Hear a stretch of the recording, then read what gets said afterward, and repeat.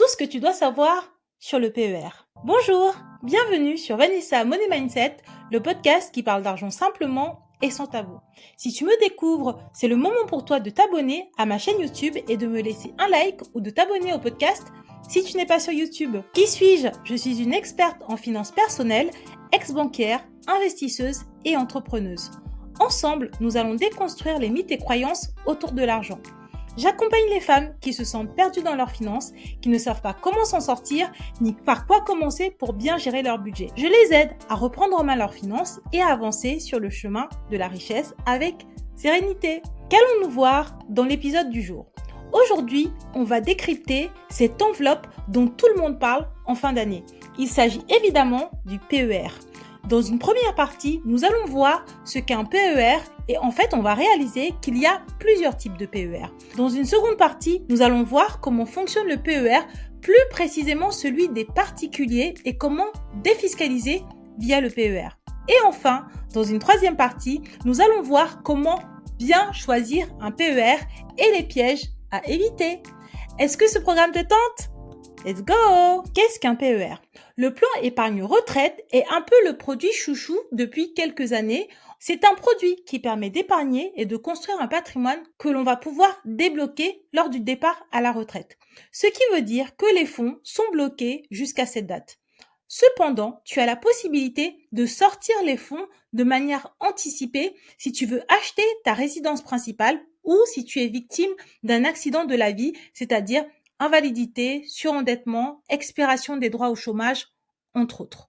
Avec le PER, tu as la possibilité aussi de bénéficier d'avantages fiscaux lors des versements. Tu as aussi la possibilité de sortir sous forme de rente, donc de recevoir de l'argent tous les mois ou tous les trimestres.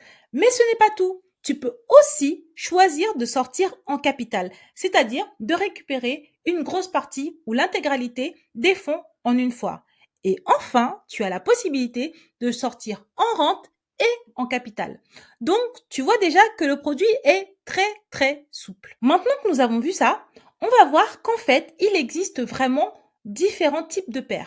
Il y a le PER d'entreprise collective. Celui-ci doit être mis en place dans une entreprise. Il permet d'économiser pendant ta période d'activité avec l'aide de ton entreprise. Et avec cette aide, tu vas pouvoir sortir en rente ou en capital lorsque les droits à la retraite seront débloqués. Maintenant, il y a aussi le PER d'entreprise obligatoire.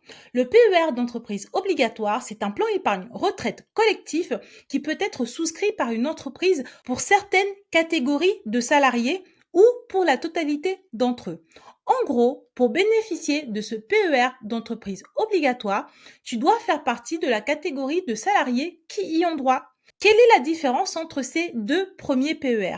Le premier PER d'entreprise collectif est ouvert par principe à tous les salariés d'une entreprise, mais son adhésion est facultative, alors que le second PER d'entreprise obligatoire est surtout destiné à une catégorie de salariés de l'entreprise. On l'appelle PER d'entreprise obligatoire car certains versements obligatoires sont prévus et pour l'entreprise et pour le salarié. Cependant, aujourd'hui, dans cet épisode, on ne va pas du tout se concentrer sur ces deux types de PER. On va se concentrer sur ce que l'on appelle des PER individuels. On a le PER individuel d'assurance dont l'ouverture donne lieu à un contrat d'assurance groupe. Mais aussi, on a le PER individuel d'investissement dont l'adhésion donne lieu à un compte titre. Nous allons donc pouvoir creuser ces deux catégories en profondeur. Le PER individuel d'investissement, c'est un type de PER qui donne lieu à l'ouverture d'un compte titre, comme je le disais précédemment. Sur ce type de compte, le titulaire peut investir sur des titres en direct, comme des actions, des obligations ou des SICAV. L'achat de ces titres doit être souscrit par l'intermédiaire d'une société spécialisée et elle doit posséder des agréments pour exercer l'activité de conseil en investissement. Ça, c'est pour le PER de type compte titre. Mais on a aussi le PER de type assurance. C'est un PER donc qui donne lieu à l'adhésion d'une assurance groupe. Ce contrat, lui aussi, doit être souscrit auprès d'une entité spécialisée. Cela peut être une entreprise d'assurance, de mutuelle, une institution de prévoyance ou même un autre intermédiaire financier. Il est important de savoir aussi qu'un PER individuel peut aussi être ouvert auprès d'un organisme de retraite professionnel. Maintenant que l'on a vu les différentes généralités autour des PER individuels, on va voir comment fonctionne un PER. Quand tu ouvres ton PER, à part si tu t'y opposes et que tu choisis de gérer toi-même l'allocation des fonds, c'est-à-dire si tu choisis toi-même les supports sur lesquels tu vas investir, normalement, par défaut, un PER te donne la possibilité de bénéficier d'une gestion pilotée, c'est-à-dire que c'est des professionnels qui vont gérer ton argent à ta place. Cela veut aussi dire que lorsque le départ à la retraite est lointain, ils vont naturellement investir sur des produits un peu plus risqués tout en respectant ton profil investisseur. Et au fur et à mesure que l'on va se rapprocher de la retraite, ils vont réduire la voilure sur le risque et on va peu à peu sécuriser ton capital. Durant la vie de ton contrat, l'organisme gestionnaire doit te donner au moment de l'ouverture de ton PER des informations sur les caractéristiques du plan, son mode de gestion et sa fiscalité. Par la suite, chaque année, il va te donner les informations suivantes: l'évolution de ton compte, les performances financières des investissements, le montant des frais qui sont prélevés et les conditions de transfert du plan si jamais tu veux le transférer. Et oui, le PER est un placement que l'on peut transférer. En fait, si tu attends même 5 ans, tu pourras transférer ton PER de manière gratuite. Si tu décides de transférer ton PER avant sa 5e année, il te faudra payer des frais de transfert. Si tu fais une mauvaise décision au départ, tu ouvres ton PER auprès d'un organisme qui ne te convient pas tellement, pas de panique, tu pourras toujours le transférer et changer d'établissement. L'autre point à savoir aussi, c'est qu'à partir de la 5e année, précédant ton départ à la retraite, tu pourras commencer à interroger l'organisme qui gère ton PER pour connaître les modalités de déblocage de ton enveloppe. Maintenant, nous allons voir comment alimenter ton PER. Le PER individuel est d'abord alimenté par des versements volontaires que tu vas effectuer. Et quand tu fais des versements volontaires, tu as le choix de bénéficier ou non de la défiscalisation. Quand on dit que l'on veut défiscaliser via le PER, ce que l'on indique en fait, c'est que les sommes épargnées dans le PER sont déductibles du revenu imposable du contribuable. Elles permettent donc de bénéficier d'une baisse de l'impôt sur le revenu dont l'importance se réalise en fonction de ta tranche marginale d'imposition. Comment est-ce que cela s'illustre? Pour bénéficier des avantages fiscaux du PER, il faut réaliser un versement. Et la déduction fiscale va se faire uniquement lors de ce versement. Tu ne pourras pas revenir après sur la décision que tu as prise lors d'un précédent versement. Après, il est trop tard. Si tu veux bénéficier d'une nouvelle déduction fiscale, il faudra faire un nouveau versement. Et évidemment, je ne te cache rien, toutes les bonnes choses ont des limites, il y a un plafond au versement.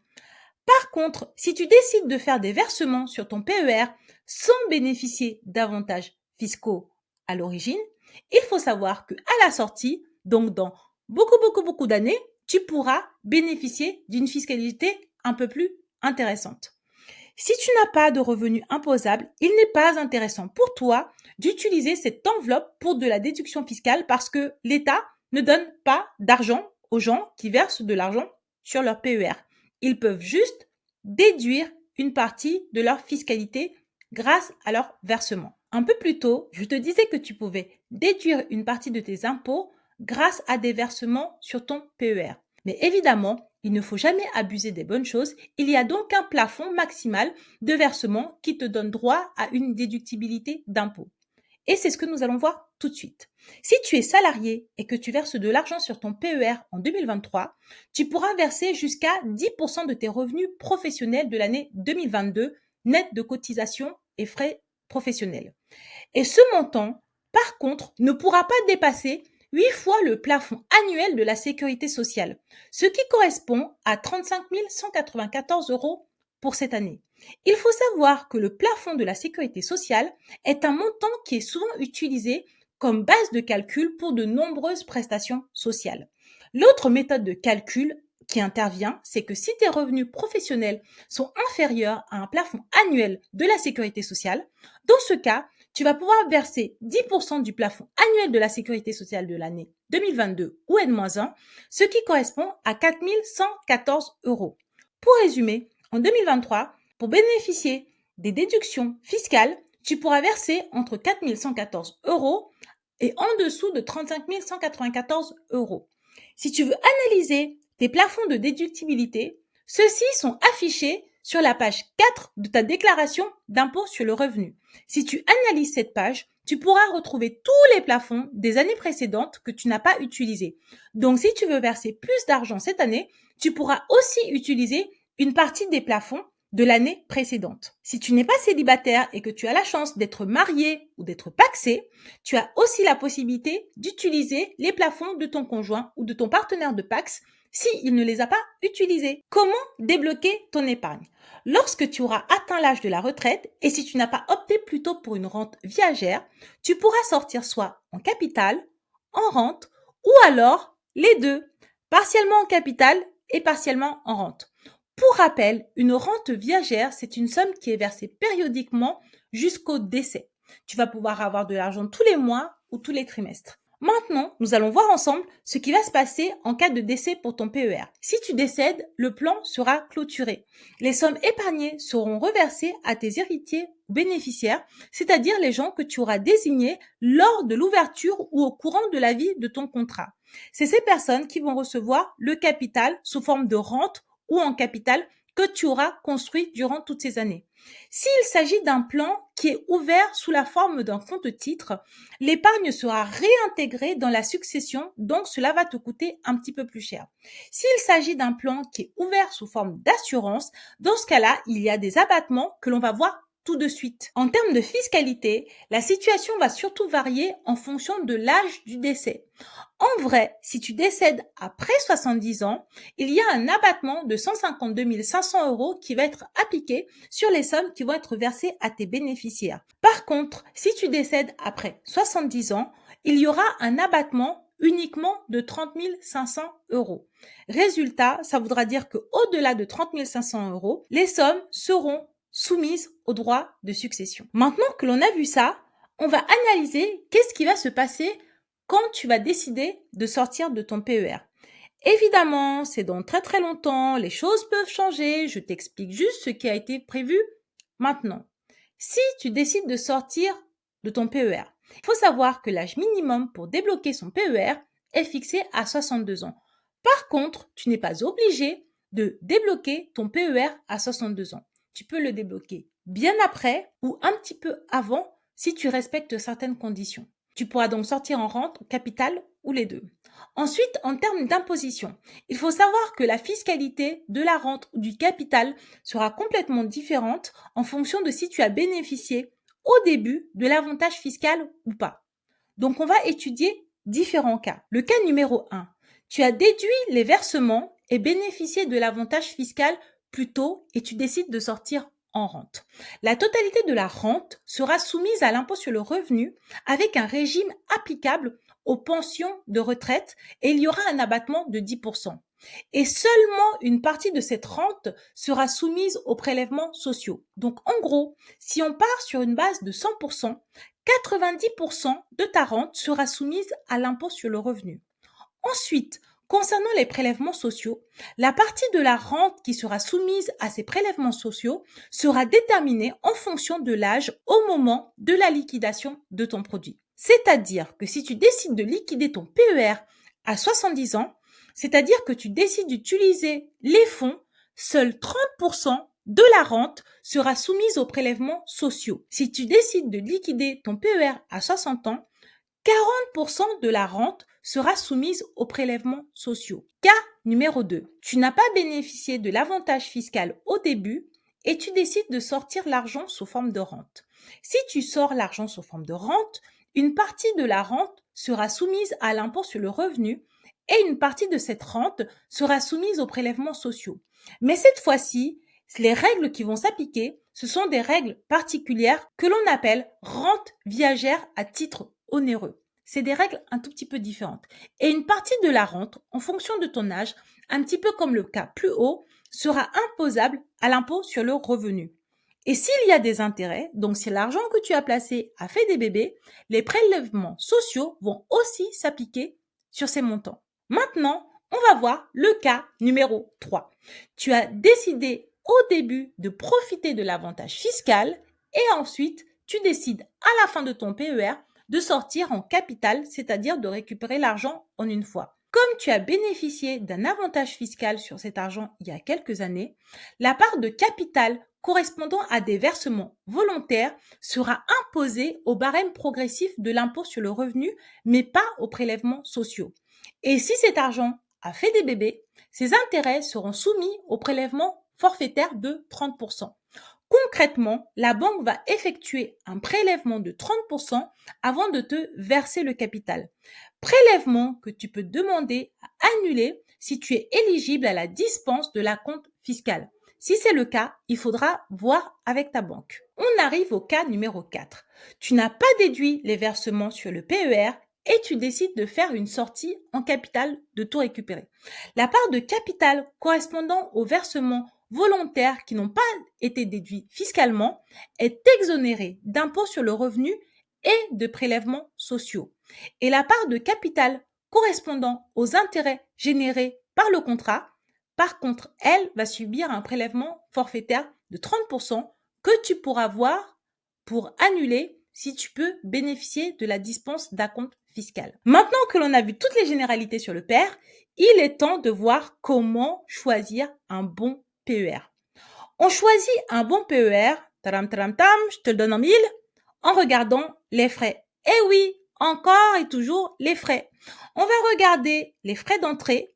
Si tu regardes bien, beaucoup de contrats maintenant proposent des PER avec des frais à 0%.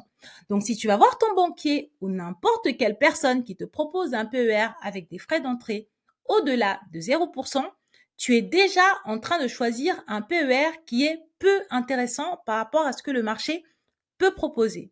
Ensuite, il y a des frais de sortie. Eux aussi doivent être de 0%. Enfin, il y a les frais de gestion du PER. Tu peux analyser certains contrats qui ont des frais de gestion entre 0,5 et 0,8 en fonction du mode de distribution. Il faut savoir que si tu passes par un conseiller en gestion du patrimoine, il va falloir quand même lui payer une petite commission parce qu'il fait quelque chose, tu ne fais pas tout le job tout seul. Enfin, il y a les frais de gestion des unités de compte. Épargner via un PER, c'est investir sur les marchés financiers via des unités de compte. Les frais de gestion des unités de compte devront être les moins élevés possibles si tu veux que ton contrat soit intéressant. Dans ce cas, l'idéal, c'est de choisir un PER où les unités de compte sont principalement composées d'ETF. Je te vois venir, c'est quoi un ETF, c'est quoi un indice boursier, c'est quoi tous ces trucs-là. Et dans ce cas, je vais t'inviter à écouter l'épisode dédié aux ETF dans lequel je t'explique dans le détail qu'est-ce que c'est qu'un ETF, comment les choisir et comment faire pour pouvoir investir via des ETF. Donc, il faut savoir que tu peux avoir des contrats avec des gestions pilotées basées sur des ETF. Non seulement tu auras de belles performances, mais en plus, en termes de frais, tu auras beaucoup moins de frais que des OPCVM classiques. Pour conclure, afin de te donner un ordre d'idée, il est intéressant pour toi de savoir qu'un bon contrat, c'est un contrat qui te propose en général moins de 1% de frais au total. Alors que, il faut savoir que, actuellement, dans le marché, beaucoup de contrats proposent en moyenne 2 voire 2,5% de frais. Et si tu fais l'analyse, sur 25 ans, le calcul est de 15 000 euros entre un PER à 1% et un PER à 2,58%. 15 000 euros, c'est pas rien, donc je t'invite à prendre 1 heure, 2 heures ou 3 heures pour bien choisir ton PER, surtout si tu comptes t'alimenter durant les 25 prochaines années à venir. Voilà, on arrive au terme de cet épisode. J'espère qu'il t'a plu. J'espère que tu es resté jusqu'au bout. Je tiens à te dire que cet épisode était particulièrement difficile pour moi parce que la fiscalité du PER, on n'a qu'une envie, c'est de s'arracher les cheveux quand on rentre dedans.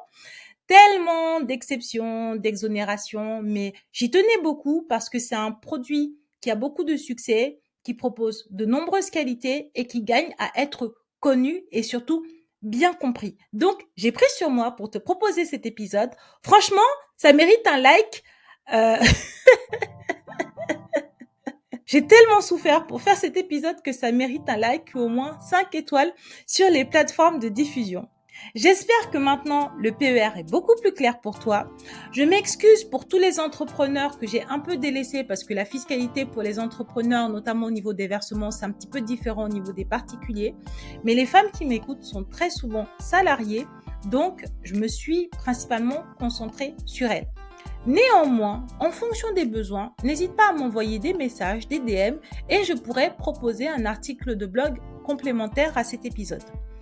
C'est fini! Si tu me découvres, je t'invite à t'inscrire à ma newsletter. Je vulgarise des informations un peu techniques sur la finance, l'investissement, le budget et la relation avec l'argent. Si tu veux commencer à étudier ta relation avec l'argent, tu peux télécharger mon e-book qui est gratuit et le lien sera en description de cet épisode. N'hésite pas à venir me parler sur Instagram, c'est la plateforme sur laquelle je dévoile les coulisses de mon activité. Je te fais plein de bisous, ma money girl préférée. Je te souhaite de défiscaliser beaucoup d'argent, d'être riche et à la semaine prochaine. Bisous!